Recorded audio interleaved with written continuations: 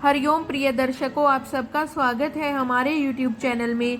श्री शिवाय नमस्तुभ्यम। हर हर महादेव। आप सभी पर महादेव की कृपा सदा बनी रहे। इससे पहले का अध्याय सुनने और कमेंट्स करने के लिए आप सभी का बहुत बहुत धन्यवाद। आज सुनिए शिव महापुराण कथा में आगे का वृतांत। नारद जी कहने लगे, ब्रह्मा जी, तारकासुर कौन था जिसने देवताओं को भी पीड़ित किया, उन्हें स्वर्ग से निष्कासित कर दिया और स्वर्ग पर अपना एकाधिकार स्थापित कर लिया। कृपा मुझे इसके विषय में बताइए। ब्रह्मा जी बोले, हे मुनि नारद, मरीचि के पुत्र कश्यप मुनि थे। उनकी 13 स्त्रियां थीं, जिसमें सबसे बड़ी दिति थी। उससे हिरण्यकश्यपु तथा हिरण्याक्ष को श्री हरि विष्णु ने वराह तथा नरसिंह का रूप धारण करके मार दिया था। तब अपने पुत्रों के मर जाने से दुखी होकर दिति ने कश्यप से प्रार्थना की तथा उनकी बहुत सेवा की। उनकी कृपा से दिति फिर से गर्भवती हुई।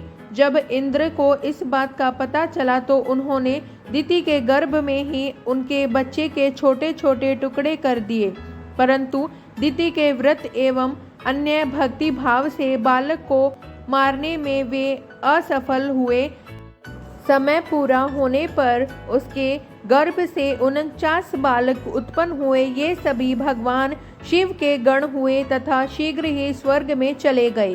तत्पश्चात दिति पुनः अपने पति कश्यप मुनि के पास गई और उनसे पुनः मां बनने की विषय में कहने लगी। तब कश्यप मुनि ने कहा, हे प्रिय दिति, अपना तन मन शुद्ध कर भक्ति भाव से तपस्या करो। 10,000 वर्ष बीतने के पश्चात तुम्हें तुम्हारी इच्छा के अनुरूप पुत्र की प्राप्ति होगी। यह सुनकर दिति ने श्रद्धा पूर्वक 10,000 वर्षों तक कठोर तपस्या की। तपस्या के उपरांत पुनः वे अपने घर लौट आई। तब कश्यप मुनि की कृपा से दिति गर्भवती हुई।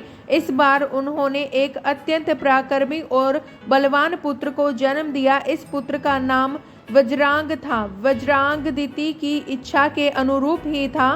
दिति इंद्र द्वारा किए गए छल कपट से बहुत दुखी थी और उनसे बदला लेने के लिए अपने पुत्र वज्रांग को देवताओं से युद्ध करने की आज्ञा दी। वज्रांग और सभी देवताओं का बहुत भयानक युद्ध हुआ। तत्पश्चात वीर और पराक्रमी वज्रांग ने अपनी माता के आशीर्वाद से सभी देवताओं को परास्त कर दिया और स्वर्ग का राज्य हथिया कर वहां का राजा बन गया। सभी देवता उसके अधीन हो गए। तब यह देखकर दिति को बहुत प्रसन्नता हुई। एक दिन कश्यप मुनि के साथ मैं स्वयं वज्रांग के पास गया। मैंने वज्रांग से अनुरोध किया कि वह देवताओं की इंद्र की गलती की सजा न दे तथा इंद्र सहित सभी देवताओं को क्षमा कर दे। मेरे इस प्रकार कहने पर वज्रांग बोला, हे ब्राह्मण, मुझे राज्य का कोई लोभ नहीं। मैंने इंद्र की दुष्टता के कारण ही ऐसा किया है। इंद्र ने मेरी माता के गर्भ में घुसकर मेरे भाइयों को मारने का प्रयत्न किया था। तभी मैंने इंद्र के राज्य को जीतकर उसे स्वर्ग से निष्कासित कर दिया है। भगवान, मुझे भोग विलास की भी कोई इच्छा नहीं है। इंद्र सहित सभी देवता अपने अपने कर्मों का फल भोग चुके हैं। अब मैं स्वर्ग का राज्य इंद्र को वापस सौंप सकता हूँ। मैंने अपनी माता की आज्ञा मानकर यह सब किया है।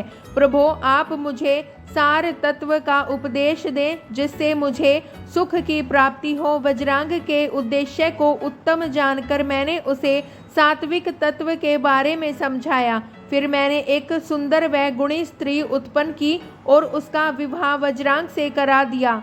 वज्रांग ने अपने सभी बुरे विचारों को त्याग दिया, परंतु उसकी पत्नी के हृदय में बुरे विचारों का ही मानो साम्राज्य था। उसकी पत्नी ने उसकी बहुत सेवा की। तब प्रसन्न होकर वज्रांग ने कहा, हे प्राण प्रिय, तुम क्या चाहती हो, मुझे बताओ, मैं तुम्हारी इच्छाएं अवश्य पूरी करूंगा। यह सुनकर वह परम सुंदरी बोली, पतिदेव, यदि आप मेरी सेवा से प्रसन्न हैं तो कृपा मुझे इस त्रिलोकी को जीतने वाला महापराक्रमी और बलवान पुत्र प्रदान करिए, जो ऐसा बलवान हो कि समस्त देवता उससे भयभीत रहें। अपनी पत्नी के ऐसे वचन सुनकर वज्रांग सोच में डूब गया, क्योंकि वह स्वयं देवताओं से किसी प्रकार का कोई बैर नहीं रखना चाहता था, परंतु उसकी पत्नी देवताओं के साथ शत्रुता बढ़ाना चाहती थी। वज्रांग सोचने लगा कि यदि सिर्फ अपनी पत्नी की इच्छा को सर्वोपरि मानकर उसे पूरा कर दिया तो सारे संसार सहित देवताओं एवं मुनियों को दुख उठाना पड़ेगा, और यदि पत्नी की इच्छा को पूरा नहीं किया तो मैं नरक का भागी बनूंगा। तब इस धर्म संकट में पड़ने के बाद उसने अपनी पत्नी की अभिलाषा को पूरा किया। अपनी पत्नी की इच्छानुसार पुत्र प्राप्त करने हेतु वज्रांग ने बहुत वर्षों तक कठोर तपस्या की।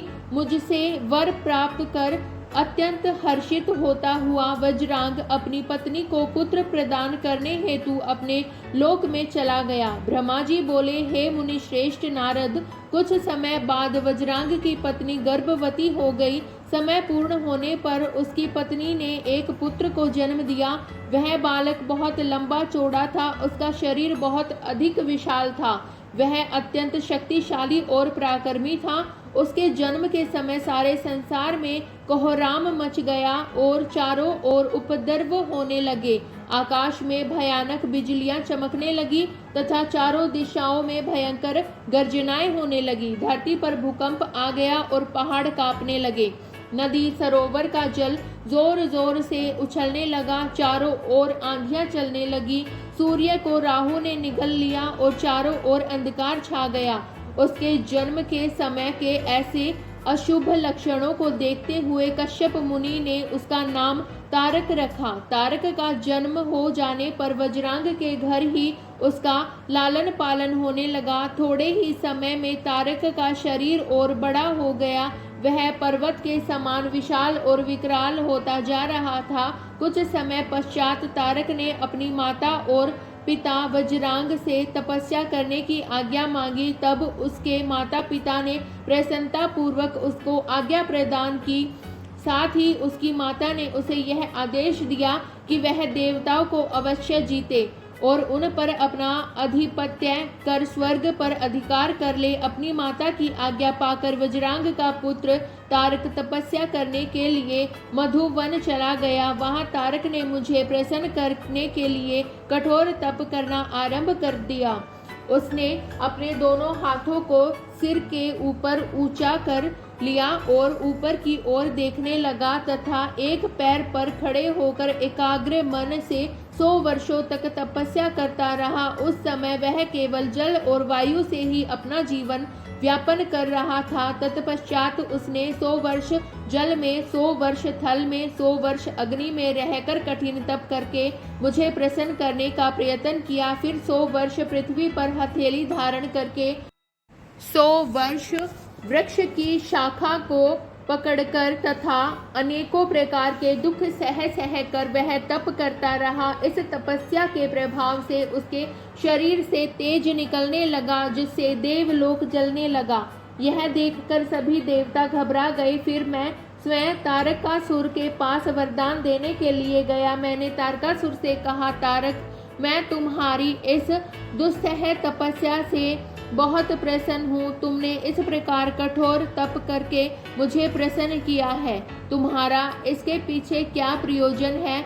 निसंकोच मुझे बताओ, मैं तुम्हें तुम्हारा मनोवांछित फल अवश्य प्रदान करूंगा। तुम अपनी इच्छानुसार वर मांगो। ब्रह्मा जी के इन वचनों को सुनकर तारकासुर उनकी स्तुति करने लगा। तत्पश्चात वह बोला, हे विधाता, हे ब्रह्मा जी, अगर आप मेरी तपस्या से प्रसन्न होकर मुझे वरदान देना चाहते हैं तो प्रभु मुझे पहला वर यह दे कि आपके द्वारा बनाई गई इस सृष्टि में मेरे समान कोई भी जवान और बलवान न हो। दूसरा वर यह दे कि मैं अमर हो जाऊं, अर्थात कभी भी मृत्यु को प्राप्त न हो।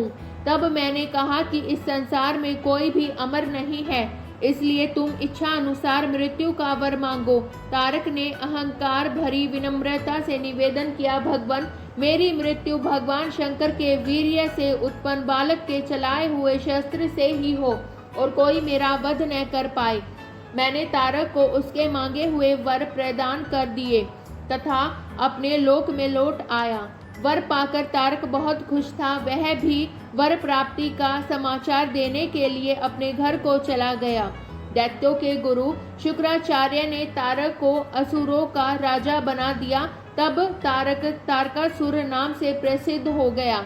वह तीनों लोकों पर अपना अधिकार स्थापित करना चाहता था, इसलिए सबको पीड़ित कर उसने युद्ध कर उन्हें हराकर सबके राज्यों पर अपना अधिकार करता जा रहा था। स्वर्ग के राजा इंद्र ने भी डरकर अपना वाहन ऐरावत हाथी, अपना खजाना और 9 सफेद रंग के घोड़े उसे दे दिए।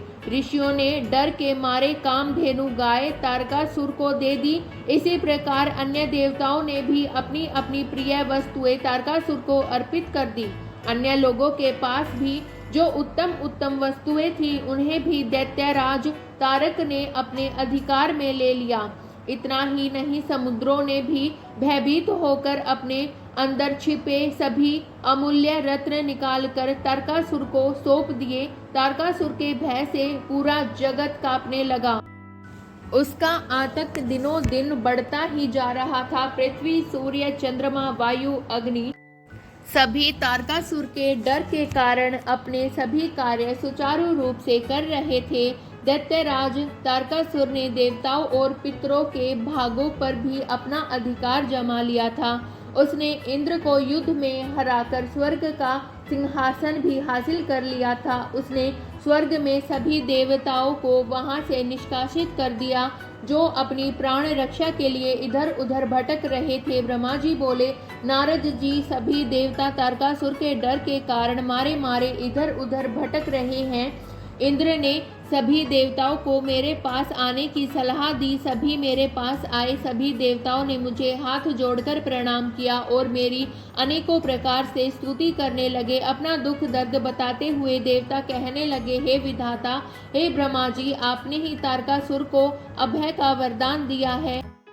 तभी से तारक त्रिलोकों को जीतकर अभिमानी होता जा रहा है। उसने लोगों को डरा धमकाकर उन्हें अपने अधीन कर लिया है। तारक ने स्वर्ग पर भी अपना अधिकार स्थापित कर लिया है और हम सभी को स्वर्ग से निकाल दिया है। उसने इंद्र के सिंहासन पर भी अपना अधिकार कर लिया है। अब उसके आदेश से उसके असुर हमारे प्राणों के प्यासे बनकर हमें ही ढूंढ रहे हैं। तभी हम अपने प्राणों की रक्षा के लिए आपकी शरण में आए हैं। हे प्रभु, हमारे दुखों को दूर कीजिए। देवताओं के कष्टों को सुनकर मुझे बहुत दुख हुआ। मैंने उन्हें सांत्वना देते हुए कहा, मैं इस संबंध में कुछ भी नहीं कर सकता, क्योंकि तारकासुर के घोर तप से प्रसन्न होकर ही मैंने उसे अतुल्य बलशाली होने का वर प्रदान किया था। परंतु उसने मदान्ध होकर सभी देवताओं और मनुष्यों को प्रताड़ित किया है और उनकी संपत्तियों पर जबरदस्ती अपना अधिकार कर लिया है। इसलिए अब आप सभी इस बात से निश्चित रहिए कि एक दिन तारकासुर का विनाश अवश्य ही होगा। उसकी मृत्यु जरूर होगी, पर इस समय पर विवश है।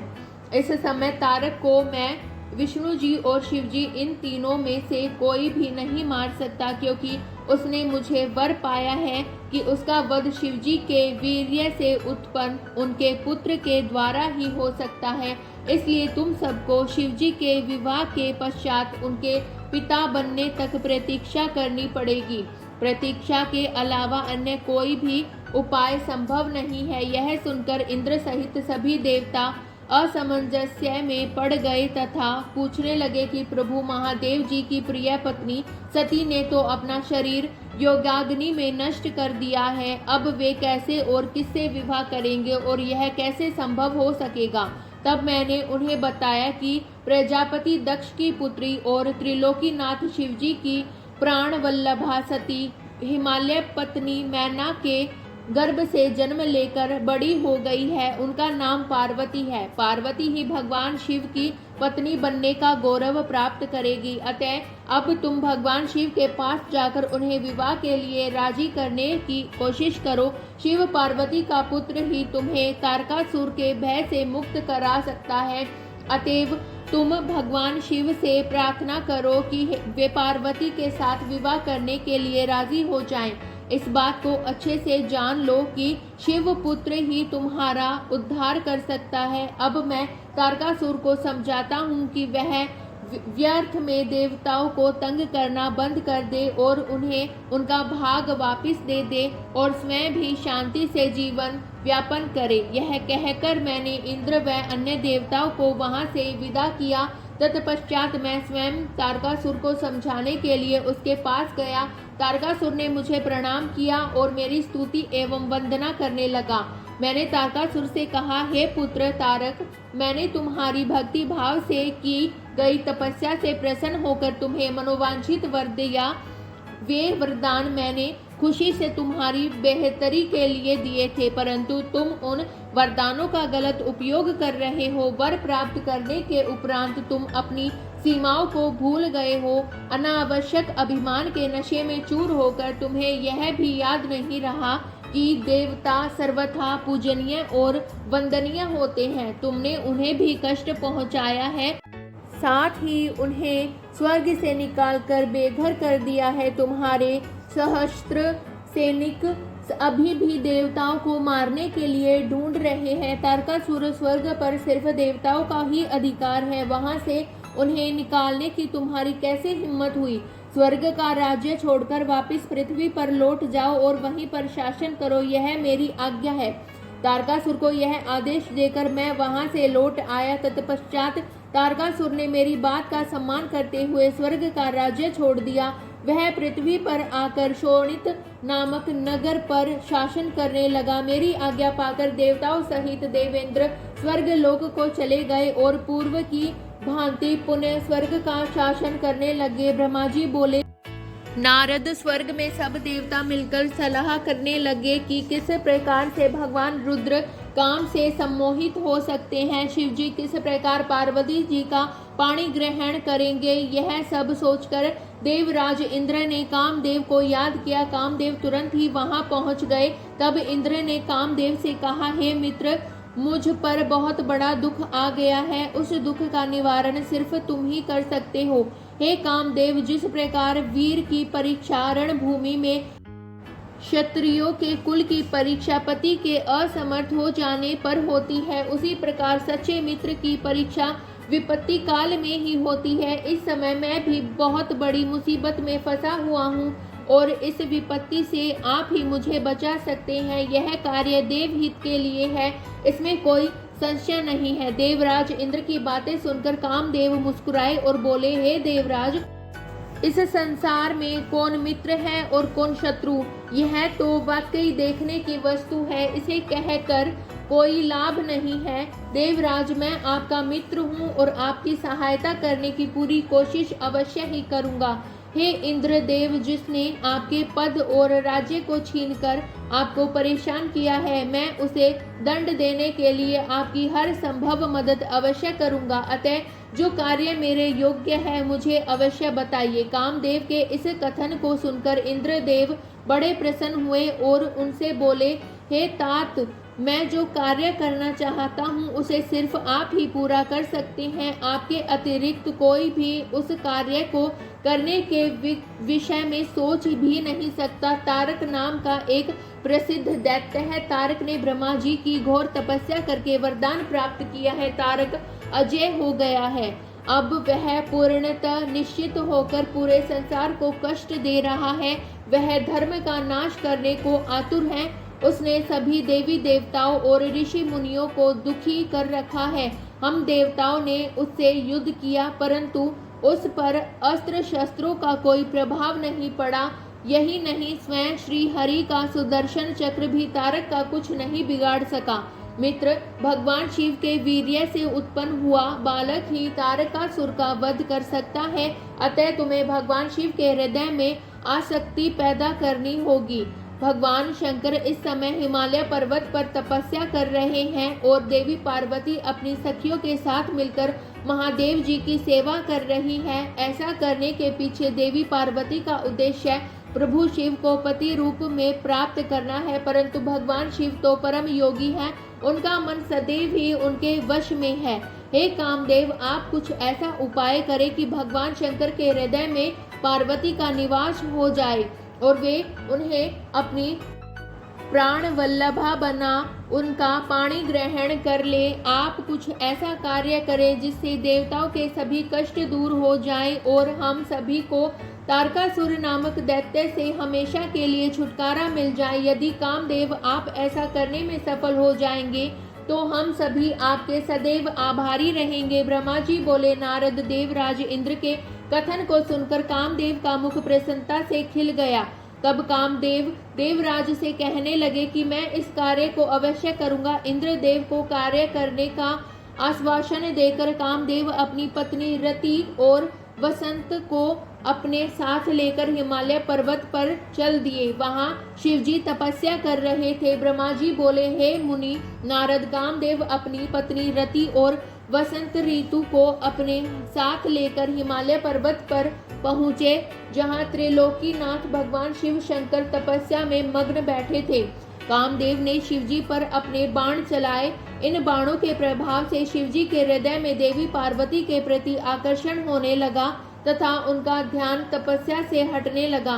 ऐसी स्थिति देख महायोगी शिव अत्यंत आश्चर्यचकित हुए और मन में सोचने लगे कि मैं क्यों अपना ध्यान एकाग्रचित नहीं कर पा रहा हूँ। मेरी तपस्या में यह कैसा विघ्न आ रहा है। अपने मन में यह सोचकर भगवान शिव इधर उधर चारों ओर देखने लगे। जब महादेव जी की दृष्टि दिशाओं पर पड़ी तो वे भी डर के मारे कांपने लगे।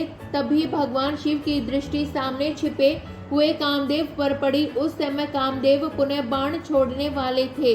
उन्हें देखते ही शिवजी को बहुत क्रोध आ गया। इतने में कामदेव ने अपना बाण छोड़ दिया, परंतु क्रोधित हुए शिवजी पर उसका कोई प्रभाव नहीं हो सका।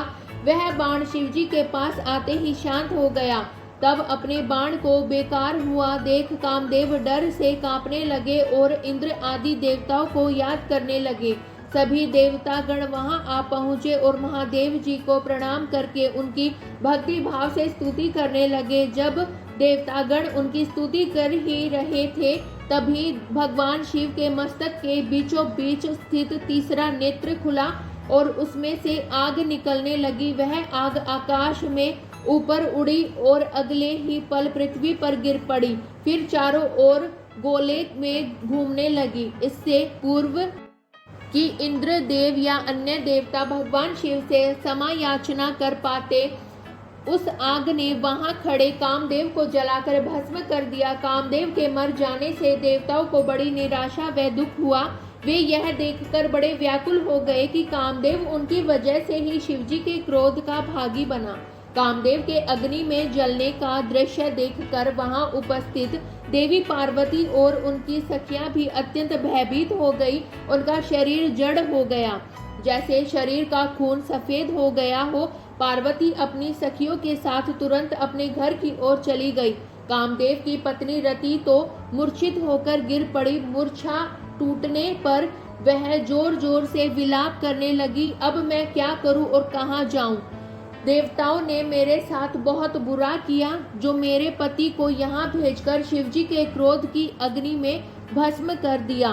हे स्वामी, हे प्राण प्रिय, ये आपको क्या हो गया? इस प्रकार देवी रति रोती बिलखती हुई अपने सिर के बालों को जोरों से नोचने लगी।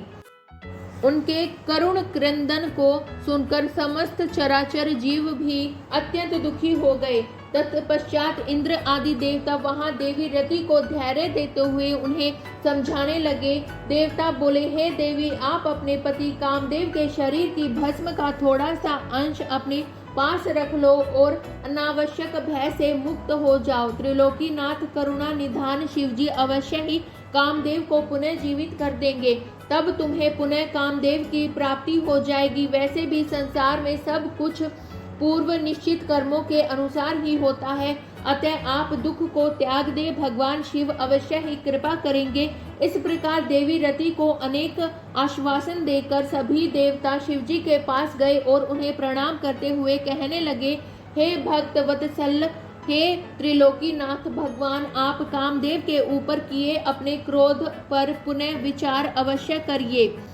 कामदेव यह कार्य अपने लिए नहीं कर रहे थे, इसमें उनका निजी स्वार्थ बिल्कुल भी नहीं था। हे भगवान, हम सभी तारकासुर के सताए हुए हैं, उसने हमारा राज्य छीनकर हमें स्वर्ग से निष्कासित कर दिया था। इसलिए तारकासुर का विनाश करने के लिए ही कामदेव ने यह कार्य किया था। आप कृपा करके अपने क्रोध को शांत करें और रोती बिलखती कामदेव की पत्नी रति को समझाने की कृपा करें, उसे सांत्वना दें, अन्यथा हम यही समझेंगे कि आप हम सभी देवताओं और मनुष्यों का संहार करना चाहते हैं। हे प्रभु, कृपा कर रति का शोक दूर करें। तब भगवान सदाशिव बोले, हे देवगणों, हे ऋषियों, मेरे क्रोध के कारण मैंने कामदेव को अपने तीसरे नेत्र से भस्म कर दिया है। जो कुछ हो गया है उसको अब बदला नहीं जा सकता, परंतु कामदेव का पुनर्जन्म अवश्य होगा।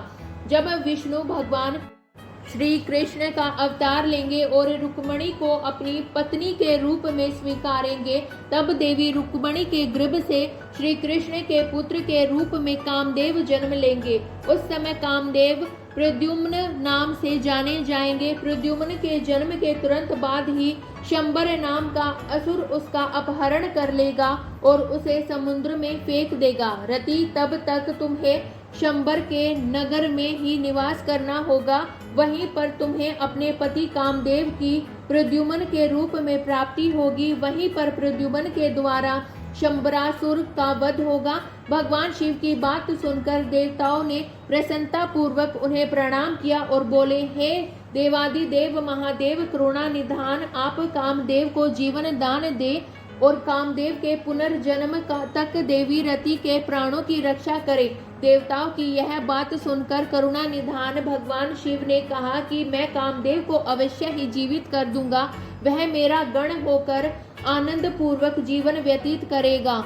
अब तुम सब निश्चित होकर अपने अपने धाम को जाओ। ऐसा कहकर महादेव जी भी वहां से अंतर्ध्यान हो गए। उनके कहे वचनों से देवताओं की सभी शंकाएं दूर हो गई। तत्पश्चात देवताओं ने कामदेव की पत्नी रति को अनेकों आश्वासन दिए और फिर अपने धाम को चले गए। देवी रति भी शिव आज्ञा के अनुसार शंबर नगर को चली गई और वहां पहुंचकर अपने प्रियतम के प्रकट होने की प्रतीक्षा करने लगी। ब्रह्मा जी बोले, हे नारद जी, जब भगवान शंकर ने अपना तीसरा नेत्र खोलकर उसकी अग्नि से कामदेव को भस्म कर दिया तो त्रिलोक के सभी चराचर जीव डर के मारे कांपने लगे।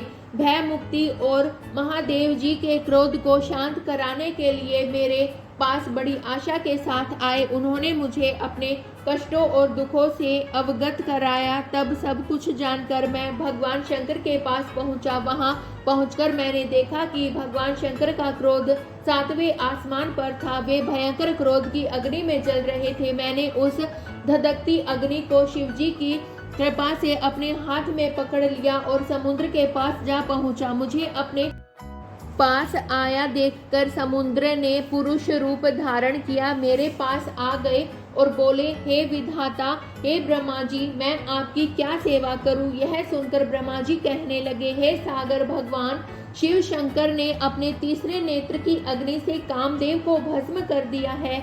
इस क्रोधाग्नि से पूरा संसार जलकर राख हो सकता है। इसी कारण मैं इस क्रोधाग्नि को रोककर आपके पास ले आया हूँ।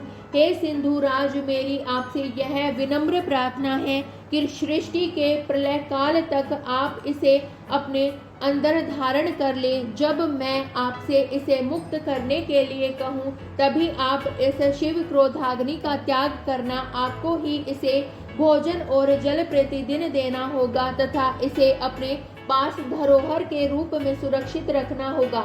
इस प्रकार मेरे कहे अनुसार समुद्र ने क्रोधाग्नि को अपने अंदर धारण कर लिया।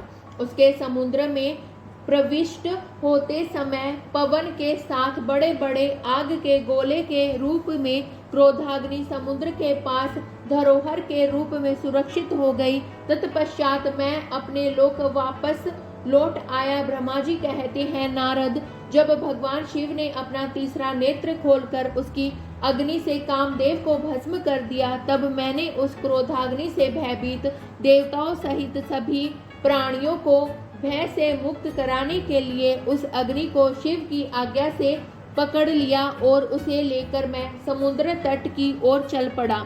समुद्र को उस क्रोधाग्नि को सौंपकर मैं वापस अपने धाम लौट गया। तब पूरा जगत भय मुक्त होकर पहले की भांति प्रसन्न हो गया। नारद जी ने ब्रह्मा जी से पूछा, हे दयानिधे, आप मुझे यह बताइए कि कामदेव के भस्म हो जाने पर पार्वती देवी ने क्या किया? वे अपनी सखियों के साथ कहाँ गई? हे प्रभु, कृपा मुझे इस बारे में भी बताइए। नारद जी के यह वचन सुनकर ब्रह्मा जी बोले, भगवान शंकर के तीसरे नेत्र से उत्पन्न अग्नि ने जब कामदेव को जलाकर भस्म कर दिया, तब पूरा आकाश गूंजने लगा। यह दृश्य देखकर देवी पार्वती और उनकी सखियां डरकर अपने घर को चली गई। वहां पहुंचकर पार्वती जी ने सारा हाल अपने माता पिता को बताया, जिससे सुनकर उन्हें बड़ा आश्चर्य हुआ। अपनी पुत्री को वहवल देखकर हिमालय को बहुत दुख हुआ। हिमालय ने पार्वती के आंसुओं को पोंछकर कहा, पार्वती डरो मत और रो मत। तब हिमालय ने अपनी पुत्री को अनेकों प्रकार से सांत्वना दी। कामदेव को भस्म करने के उपरांत शिवजी वहां से अंतर्ध्यान हो गए। तब शिवजी को वहां न पाकर पार्वती अत्यंत व्याकुल हो गई। उनकी नींद और चैन जाते रहे। वे दुखी और बेचैन रहने लगी। उन्हें कहीं भी सुख शांति का अनुभव नहीं होता था।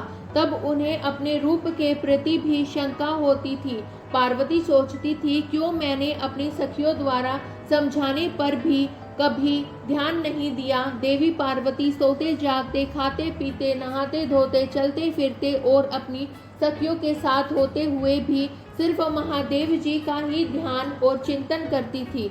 इस प्रकार उनका मन शिवजी के बिछोह की वेदना सहन नहीं कर पा रहा था।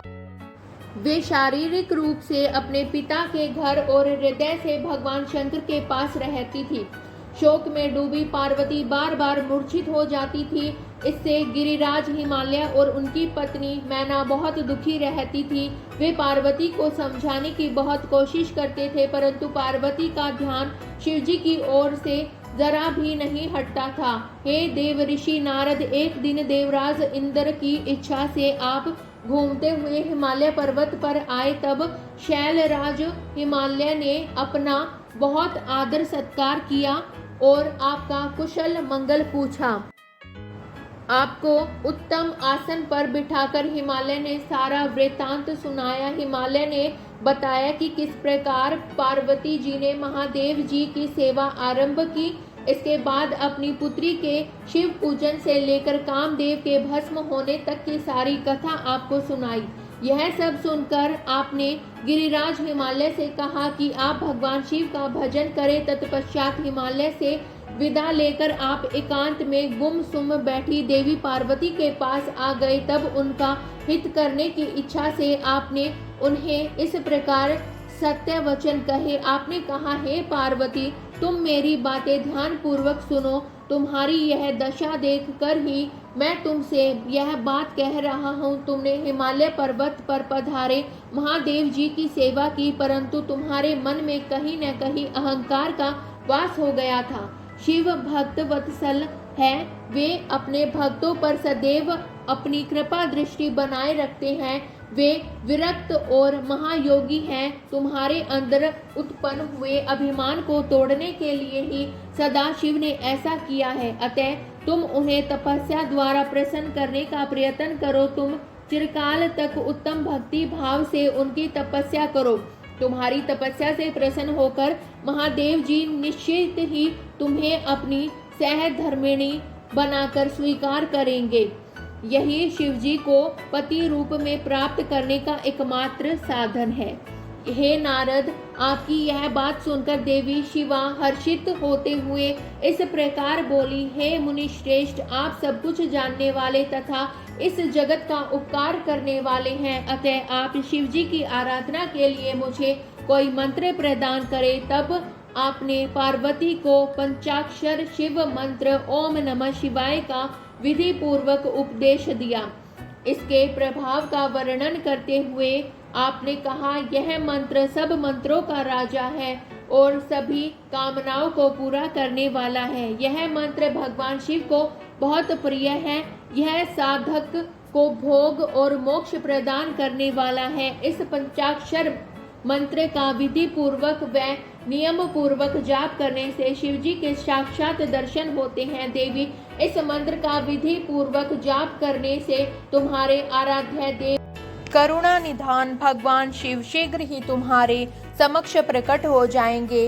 अतः तुम शुद्ध हृदय से शिव जी के चरणों का चिंतन करती हुई इस महा मंत्र का जाप करो। इससे तुम्हारे आराध्य देव संतुष्ट होकर तुम्हें दर्शन देंगे। अब देवी पार्वती, तुम इस मंत्र को जपते हुए शिव जी की तपस्या करो। इससे महादेव जी वश में हो जाते हैं। उत्तम भाव से की गई तपस्या से ही मनोवांछित फलों की प्राप्ति होती है। ब्रह्मा जी बोले, नारद, तुम भगवान शिव के प्रिय भक्त हो। तुम अपनी इच्छा अनुसार जगत में भ्रमण करते हो। तुमने देवी पार्वती को सभी कुछ समझाकर देवताओं के हित का कार्य किया। तत्पश्चात तुम स्वर्ग लोक को चले जाओ। तुम्हारी बात सुनकर देवी पार्वती बहुत प्रसन्न हुई। ब्रह्मा जी बोले, हे देव ऋषि नारद, जब तुम पंचाक्षर मंत्र का उपदेश देकर उनके घर से चले आए तो देवी पार्वती मन ही मन बहुत प्रसन्न हुई, क्योंकि उन्हें महादेव जी को पति रूप में प्राप्त करने का साधन मिल गया था। वे जान गई थी कि त्रिलोकीनाथ भगवान शिव को सिर्फ उनकी तपस्या करके ही जीता जा सकता है। तब मन ही मन तपस्या करने का निश्चय लेकर पार्वती अपने पिता हिमराज और माता मेना से बोली कि मैं शिव जी की तपस्या करना चाहती हूँ। तप के द्वारा ही मेरे शरीर, स्वरूप, जन्म एवं वंश आदि की कृत्यता होगी। इसलिए आप मुझे तप करने की आज्ञा प्रदान करें। उनकी तप करने की बात सुनकर पिता हिमालय ने सहर्ष आज्ञा प्रदान कर दी, परंतु माता मैना ने उन्हें घर से दूर वनों में जाकर तपस्या करने से रोका। पार्वती को रोकते हुए मैना के मुंह से उमा शब्द निकले, तभी से उनका नाम उमा हो गया। पार्वती के हठ के सामने मैना कुछ न कर सकी। तब खुशी से उन्होंने पार्वती को तपस्या करने आज्ञा प्रदान कर दी। तत्पश्चात माता पिता की आज्ञा पाकर देवी पार्वती खुशी से मन में शिव जी का स्मरण करते हुए अपनी सखियों को साथ लेकर तपस्या करने के लिए चली गई। रास्ते में पार्वती ने सुंदर वस्त्रों को त्याग दिया तथा वल्कल और मृग चर्म को धारण कर लिया। उत्तम वस्त्रों का त्याग करने के उपरांत देवी गंगोत्री नामक तीर्थ की ओर चल दी, जिस स्थान पर भगवान शंकर ने घोर तपस्या की थी और जहां शिवजी ने कामदेव को भस्म कर दिया था, वह स्थान गंगावतरण तीर्थ के नाम से प्रसिद्ध है। वहीं पर देवी पार्वती ने तप करने का निश्चय किया। गौरी के यहाँ तपस्या करने से ही यह पर्वत गौरी शिखर के नाम से प्रसिद्ध हुआ है।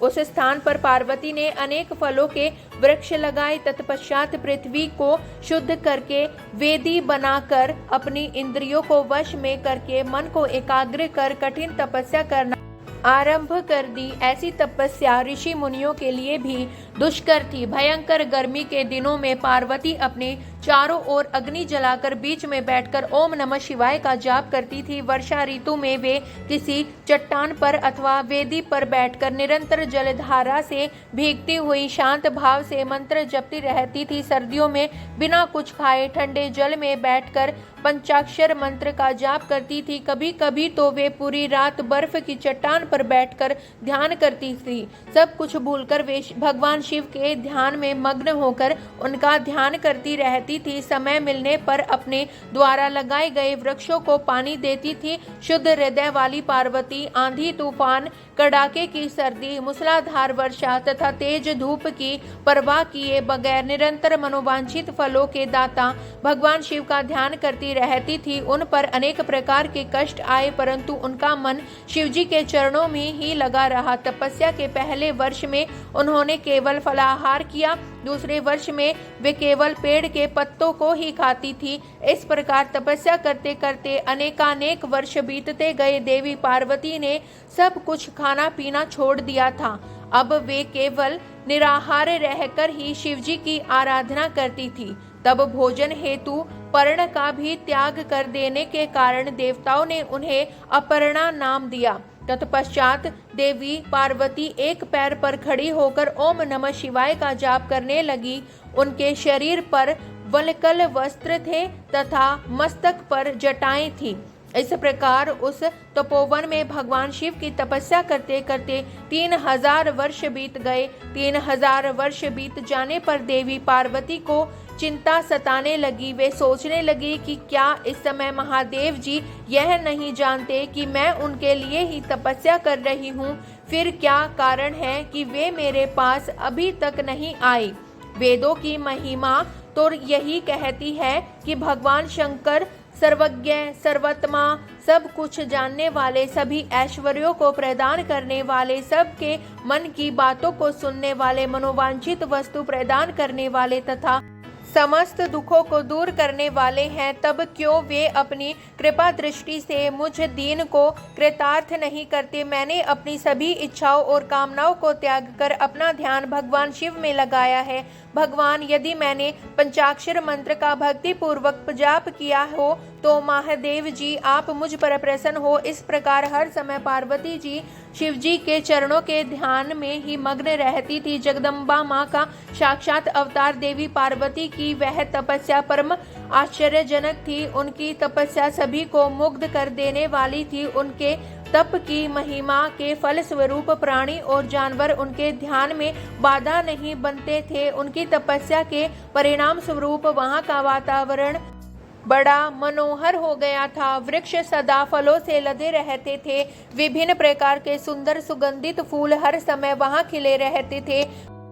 वह स्थान कैलाश पर्वत की सी शोभा पा रहा था तथा पार्वती जी का तपस्या की सिद्धि का साकार रूप बन गया था। आगे का वृतांत सुनिएगा अगले अध्याय में। हर हर महादेव। अगर वीडियो पसंद आई हो तो हमारे चैनल को सब्सक्राइब करें। धन्यवाद दोस्तों।